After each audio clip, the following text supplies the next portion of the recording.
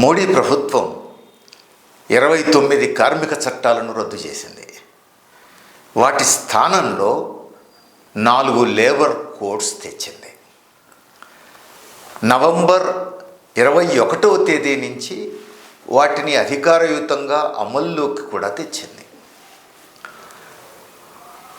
ఈ మొత్తం కాలంలో లేబర్ కోడ్స్ చాలా దుర్మార్గమైనవని, కార్మిక చట్టాలను రద్దు చేయటం చాలా ప్రమాదకరమని దేశంలో కార్మిక సంఘాల నాయకులందరూ ఆందోళన చెందుతూ వచ్చారు. బహిరంగంగా చర్చ చేశారు.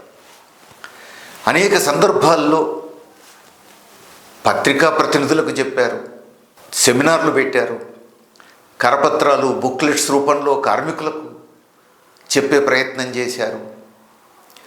గత 3-4 సంవత్సరాలుగా ఈ చర్చ సాగింది.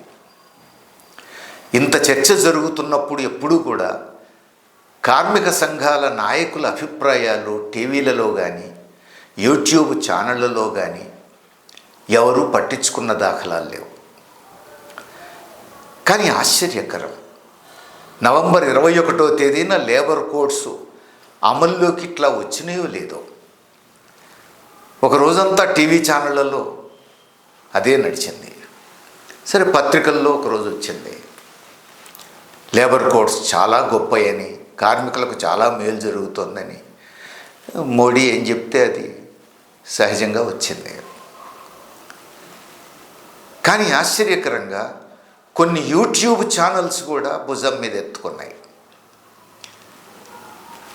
ఈ లేబర్ కోడ్స్తో అద్భుతాలు జరగబోతున్నాయని, చాలా గొప్ప గొప్ప మార్పులు రాబోతున్నాయని, కార్మికులకి ఇది ఎంతో మేలు చేసేటువంటి లేబర్ కోడ్స్ అని కొన్ని యూట్యూబ్ ఛానల్స్ అదే పనిగా ప్రత్యేకంగా కొన్ని వీడియోలు చేసి ప్రసారం చేయటం మొదలుపెట్టారు. ఇంత ప్రత్యేకంగా ఎందుకు ఊదరగొట్టినట్టు? అందులో యూట్యూబ్ ఛానల్స్ ఎందుకు భుజానెత్తుకున్నట్టు?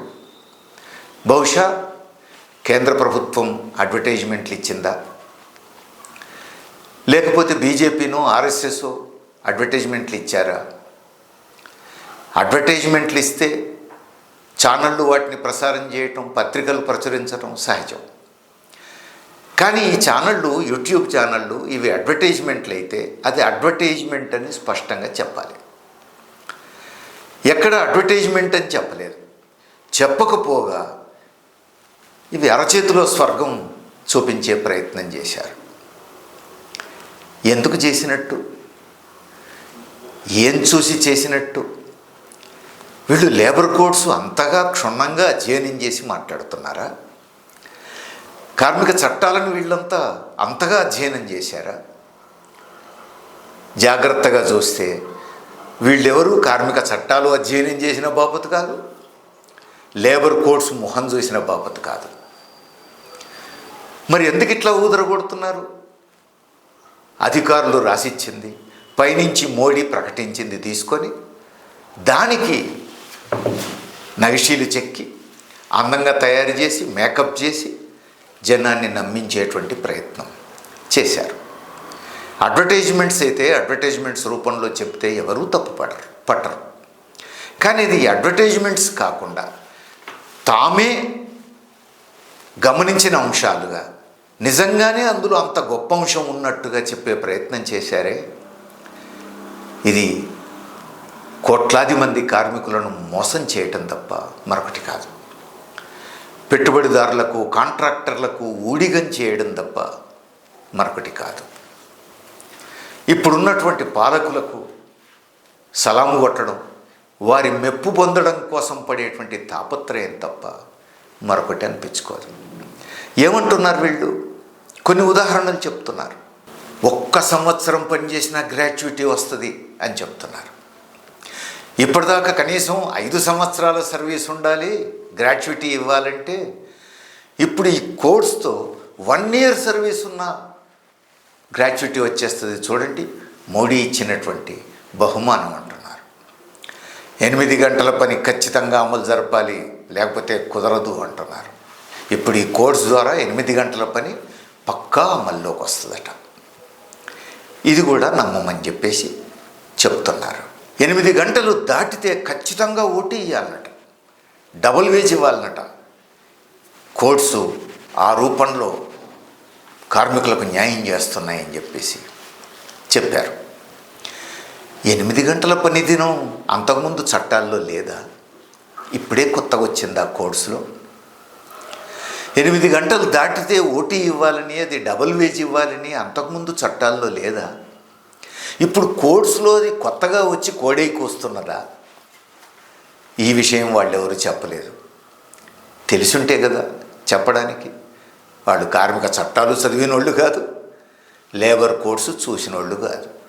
పయ్యోళ్ళు రాసి పంపించింది దాన్ని అందచందాలుగా రూపొందించి సాధారణ కార్మికుల్ని, ప్రజల్ని నమ్మించేందుకు అవసరమైన పద్ధతుల్లో దానికి మేకప్ చేసి ప్రజల ముందు పెట్టే పని మాత్రం చేశారు. ఎందుకంటే ఢిల్లీ నాయకుల మెప్పు పొందడానిక, లేకపోతే కొంతమంది రాజకీయ నాయకుల మెప్పు పొందడానిక మొత్తానికి చేశారు. ఇది సీరియస్గా ఆలోచించాల్సినటువంటి విషయం. అంతేకాదు, ఇక నుంచి అపాయింట్మెంట్ లెటర్స్ పక్కా ఇస్తారట. ఇవ్వకపోతే ఏం చేస్తారో మాత్రం అక్కడ చెప్పలే. అపాయింట్మెంట్ లెటర్స్ ఖచ్చితంగా ఇవ్వాల్సిందే, కోర్సులో అట్లుంది అంటున్నారు. ఇవ్వకపోతే ఏం చేస్తారు? అది కదా ప్రశ్న. ఇవ్వకపోతే ఏం చేస్తారు? దాన్ని గురించిన ప్రస్తావన మాత్రం వీళ్ళెక్కడ చేయరు. అంతేకాదు, ఇప్పుడు మనం చూస్తున్నాం కదా, స్విగ్గీ, జొమాటో పేరుతో, లేకపోతే ఓలా, ఊబెరు, పోర్టరు, ఇట్లాంటి రకరకాల యాప్స్ ద్వారా మనం, ప్లాట్ఫామ్స్ ద్వారా మనం కొన్ని ప్రయోజనాలు పొందుతున్నాం. ఆన్లైన్ బుకింగ్ చేసి మనం సరుకులు తెప్పించుకుంటున్నాం, మన దగ్గరికే సేవలు అందుతున్నాయి. కానీ వీళ్ళని ఎవరు కార్మికులుగా కూడా గుర్తించే నాథుడు లేడు.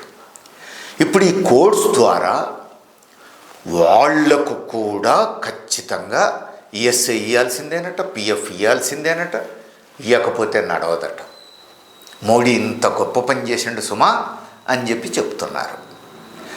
వాళ్లకు కూడా ఈఎస్ఐ ఇవ్వాల్సిందేనని, పిఎఫ్ ఇవ్వాల్సిందేనని ఈ లేబర్ కోడ్స్లో ఎక్కడ రాసిందో మరి అది మాత్రం చెప్పలేదు. చదివితే కదా, అది ఎక్కడ రాసిందో మాత్రం చెప్పలేదు. కానీ వాళ్ళకు కూడా ఈఎస్ఐ ఇవ్వాల్సిందేనట, పిఎఫ్ ఇవ్వాల్సిందేనట. ఇప్పుడు ఈ ఆన్లైన్ ప్లాట్ఫామ్స్ మీద ఆధారపడి బతికేటోళ్ళందరూ ఈ యూట్యూబ్ ఛానల్స్ చూసి నమ్మి మోసపోవాలన్నమాట. ఎందుకు చేస్తున్నారు? ఎటు తీసుకుపోవడం కోసం చేస్తున్నారు? ఏం ఆశించి ఈ పనులు చేస్తున్నారు? అట్లనే జీతంలో బేసిక్ పెరిగిపోతాడు. బేసిక్ ఖచ్చితంగా పెరగాల్సిందేనట. బేసిక్ పెరగడంతో చాలా లాభాలు ఉన్నాయని చెప్పి చెప్తున్నారు. ఇదంతా ఓ భాగం. మోడీ ప్రభుత్వం అంట national universal minimum wage policy తెచ్చిందంట. Universal minimum wage నిర్ణయిస్తోందట.